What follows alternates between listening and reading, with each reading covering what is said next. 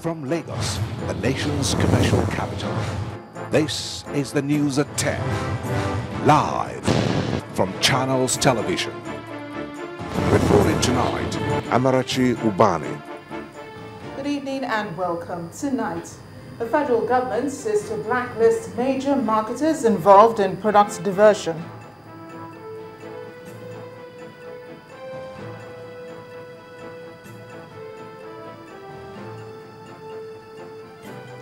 Medical experts warn about rise in cardiovascular diseases in the country, advise citizens to take precautionary measures.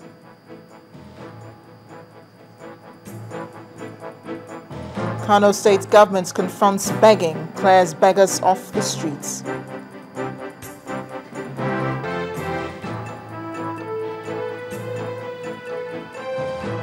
And Libya's Prime Minister threatens attack on a North Korean flagged tanker if it tries to export oil from a rebel-controlled port.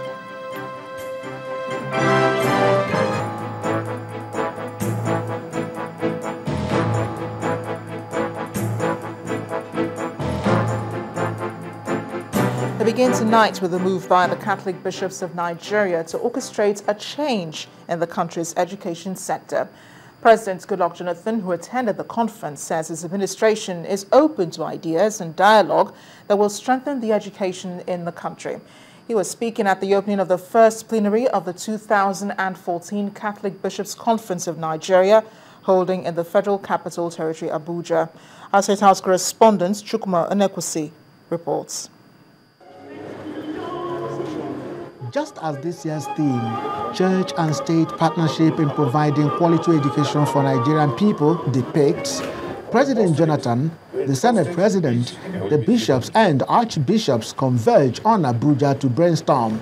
Almighty and merciful God bless you, the Father and the Son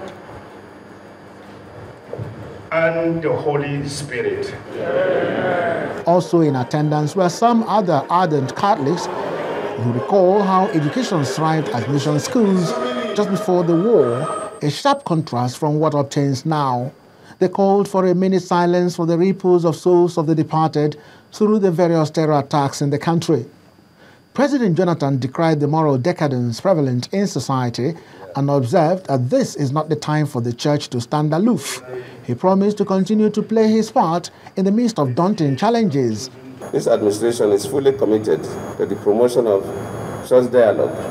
We believe that education is not just about literacy. It is the basic vehicle through which every society develops the skills and resources necessary for its survival. The administration has devoted more resources to the education sector, with education now receiving more funding than had been in the past. Other speakers commended the bishops for being the good shepherd, as well as the president for his visionary leadership in the face of criticisms. They are looking forward to a successful interface between the church and the state. Permit me at this juncture to commend Mr. President for the bold and courageous decision in signing into law the anti-same-sex marriage bill in spite of subtle threats from the Western world. Motivated by our patriotic desire to give the best to the children and youth of this country, we desire the revival of sincere partnership in education between government and genuine private managers of education.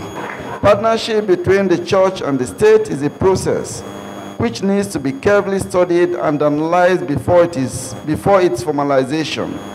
Goodwill messages poured in from the Papal Nuncio, who insists that the world needs a deepening of the faith now more than ever before. Catholic bishops have been known to speak with one voice, and here they believe that quality education is the right of all citizens. Well, the prayer is that this conference will come up with a decision that will affect the majority of Nigerians. Chukwuma Onekwusi, Channels Television News. So our main story tonight now, the Petroleum Ministry says it is set to crack down on all major marketers involved in diversion of petroleum products, causing artificial scarcity across the country. Minister of Petroleum, Mrs. Diezani Alison Madueke, said in Lagos today that some major marketers involved in fuel diversion have been identified and will soon be sanctioned. coming into Lagos, the volumes coming in, where they're supposed to be getting to in terms of the mapping, and some idea of, at least some approximate idea of what is being diverted, because clearly there is diversion, amongst other things. We're hearing quite a few stories of different practices, job practices that are going on, but the supplies are now being pumped in, in quite an aggressive fashion. We expect that over the next 1 week, more and more will be pumped in as more ships begin to offload, that are coming into our shores. And in terms of our critical reserves, we have more than 2 weeks sufficiency on hand right now, and we have been pushing, this sufficiency out. The issue is, where is some of the fuel being diverted to? So a lot of hard work needs to be done, in the next 24 hours or so. There will really be sanctions this time. In fact, I am ready to start publishing the names where we find that people have been diverting products, because there's no reason for that at this time.